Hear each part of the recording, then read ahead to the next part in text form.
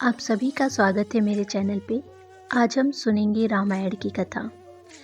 रामायण हिंदू वंशज के राजा राम और सीता के बारे में एक प्राचीन संस्कृत महाकाव्य है।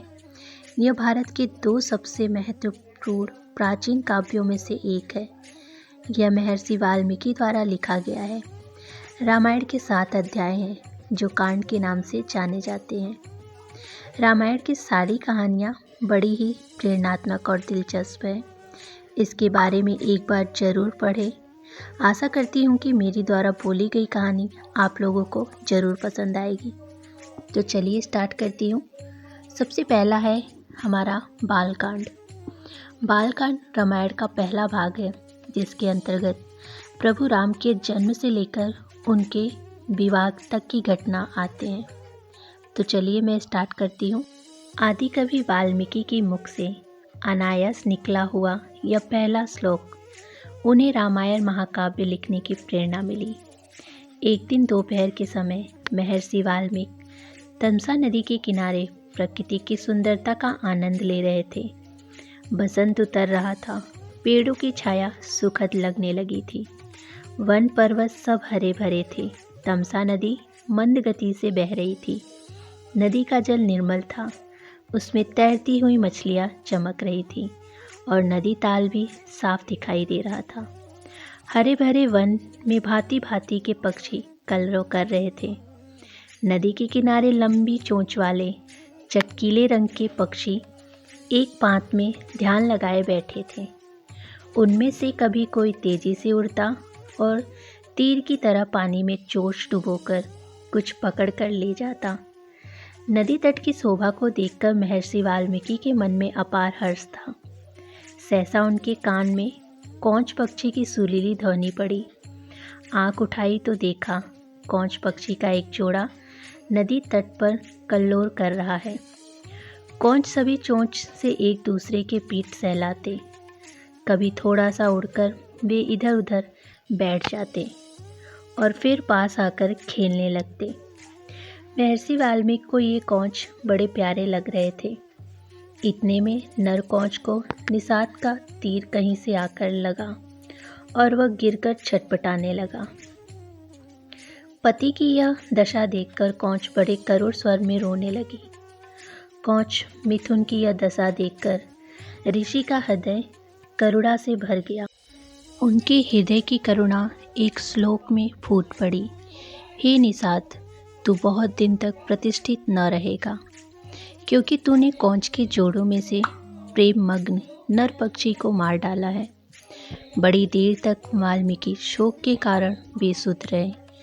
जब वे स्थिरचित हुए तब अपने प्रिय शिष्य भारद्वाज से बोले, भारद्वाज, मेरे शोक पीड़ित हृदय से वीणा के लय में गाने योग्य 4 पद और समान अक्षरों का यह वचन अनायास ही निकला है। मेरा मन कह रहा है कि अवश्य यह प्रसिद्ध होगा। भारद्वाज ने यह श्लोक कंठाग्र कर लिया और गुरु को सुनाया। इसे सुनकर वाल्मीकि बड़े प्रसन्न हुए। उन्होंने स्नान किया और वल्कल वस्त्र पहनकर शिष्य के साथ वे अपने आश्रम को चल दिए। मार्ग में भी वाल्मीकि मां निषाद गुनगुनाते चले जाते थे। उनका ध्यान श्लोक के अर्थ पर गया। अर्थबोध से उनको बड़ा दुख हुआ। वे सोचने लगे कि मैंने व्यर्थ ही निषाद को इतना कठोर श्राप दे दिया। इसी चिंता में मग्न वे चले जा रहे थे कि उनको नारद जी की वाणी याद पड़ी। एक बार नारद जी से उन्होंने पूछा था, हे देवर्षि, मुझे किसी ऐसे पुरुष का नाम बताइए जो गुणवान, बलवान और धर्मात्मा हो, जो सत्य पर दृढ़ रहता हो, अपने वचन का पक्का हो, सबका हित करने वाला हो, विद्वान हो और जिससे बढ़कर सुंदर कोई दूसरा न हो। नारद जी ने कहा था कि ऐसे एक ही पुरुष को मैं जानता हूँ। वे इच्छावंकु वंश के राजा दशरथ के पुत्र राम और वे सब तरह से गुणवान और रूपवान हैं और जब क्रोध करते हैं तब डर के मारे सारे देवता और दानव भी कांप उठते हैं। वाल्मीकि को ये सब बातें याद पड़ी और रामायण की जो कथा नारद जी ने संक्षेप में सुनाई थी वह भी उनको याद आई। यह याद आया कि देवर्षि लोग देव को आकाश मार्ग से किस अद्भुत गति से चले गए थे। जब महाराजा रामचंद्र की कथा वे दोहराने लगे तो सहसा माँ निशा श्लोक का एक दूसरा अर्थ उनके मन में याद आया। माधव, रामचंद्र, तू अनेक वर्ष तक राज करेगा क्योंकि तूने मंदोदरी रावण जोड़ों में से काम पीड़ित रावण को मार डाला है। यह अर्थ मन में आते ही उनकी चिंता मिट गई, परंतु माँ निशा श्लोक उनके मन से नहीं निकला। वे प्राय उसे गुनगुनाते रहे। एक दिन वाल्मीकि जब ध्यान में बैठे हुए माँ निषाद गुनगुना रहे थे, सृष्टि के रचयिता ब्रह्मा जी उनको दर्शन दिए। ब्रह्मा जी बोले, ऋषिवर, मेरी इच्छा से यह वाणी अनायास आपके मुँह से निकली है और श्लोक के रूप में इसलिए निकली है कि आप अनुष्टुप छंदस में महाराज रामचंद्र के संपूर्ण चरित्र का वर्णन कीजिए। श्री राम की कथा संक्षेप में आप नारद जी से सुन ही चुके हैं। मेरे आशीर्वाद से राम, लक्ष्मण, सीता और राक्षसों का गुप्त अथवा प्रत्यक्ष सब वृतांत आपकी आंखों के सामने आ जाएगा। जो आगे होगा वह भी दिखाई पड़ेगा, अतः जो आप लिखेंगे वह यथार्थ और सत्य होगा। इस प्रकार आपकी लिखी हुई रामायण इस लोक में अमर हो जाएगी। इतना कहकर ब्रह्मा जी अंतर्ध्यान हो गए। वाल्मीकि जी श्लोकों में श्री राम के चरित्र का वर्णन करने लगे। सब श्लोक मधुर और सुंदर थे। उनका अर्थ समझने में भी कोई कठिनाई नहीं होती थी। उनके सामने राम, लक्ष्मण, सीता, दशरथ और दशरथ की रानियों का हंसना बोलना, चलना फिरना प्रत्यक्ष हो गया और वे बिना रुके रामायण की कथा लिखते रहे। 24,000 श्लोकों में उन्होंने पूरी रामायण लिख डाली। अभी तक हमने सुना कि रामायण की रचना कैसे हुई और रामायण की रचना किसने की, और अब हम बालकांड में प्रारंभ करेंगे राम जन्म की कथा। तो चलिए प्रारंभ करती हूँ मैं। त्रेता युग की बात है। सरयू नदी के किनारे कौशल नाम का एक प्रसिद्ध राज्य था, जहाँ अज के पुत्र राजा दशरथ राज्य करते थे। अयोध्या उस राज्य की राजधानी थी। यह नगरी 12 योजन लंबी और 3 योजन चौड़ी थी।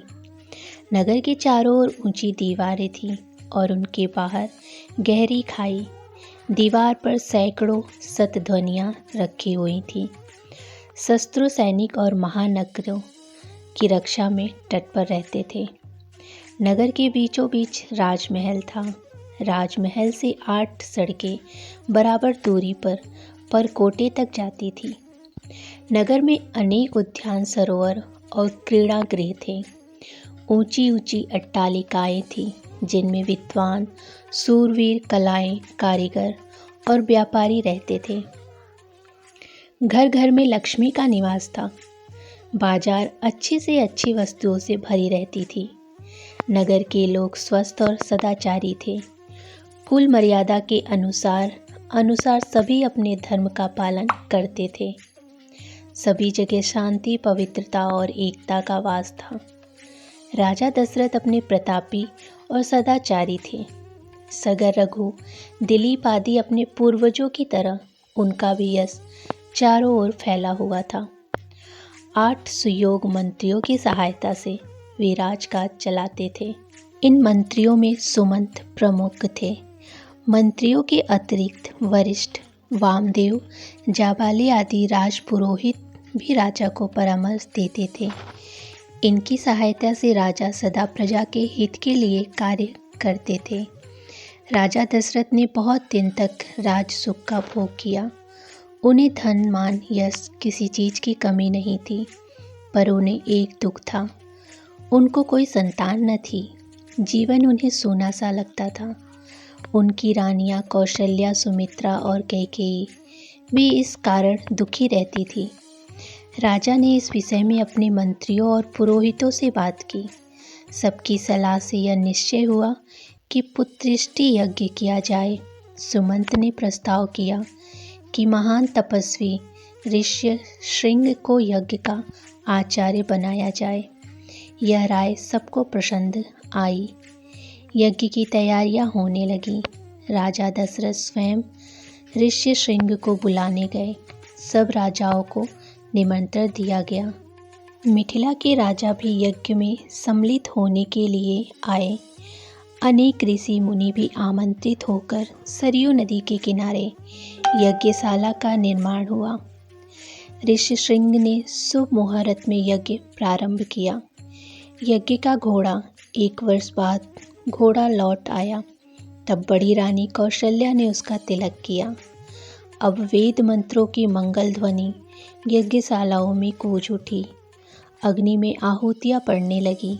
राजा दशरथ ने जब अंतिम आहुति डाली तो अग्निदेव स्वयं सोने के पात्र में खीर लेकर उनके सामने प्रकट हो गए। ऋष्यशृंग ने अग्निदेव से खीर का पात्र लेकर और राजा दशरथ को देकर कहा कि यह खीर पुत्रदायक है, अपनी रानियों को उसका सेवन कराइए। खीर लेकर राजा ने उस सर से लगा लिया। उन्होंने खीर का पात्र कौशल्या को देकर कहा कि तुम सब बांट लो। कौशल्या ने आधी खीर अपने लिए रख लिया, शेष सुमित्रा को दे दिया। सुमित्रा ने उस आधे का भाग आधा अपने लिए रखकर शेष कैकेयी को दे दिया। कैकेयी ने उसमें से आधी खीर स्वयं ले ली और आधी सुमित्रा को लौटा दी। समय आने पर चैत्र मास के शुक्ल पक्ष की नवमी को बड़ी रानी कौशल्या के गर्भ से श्री राम का जन्म हुआ। इसी तिथि पर हम आज भी रामनवमी का पर्व मनाते हैं। मझली रानी सुमित्रा के 2 पुत्र लक्ष्मण और शत्रुघ्न।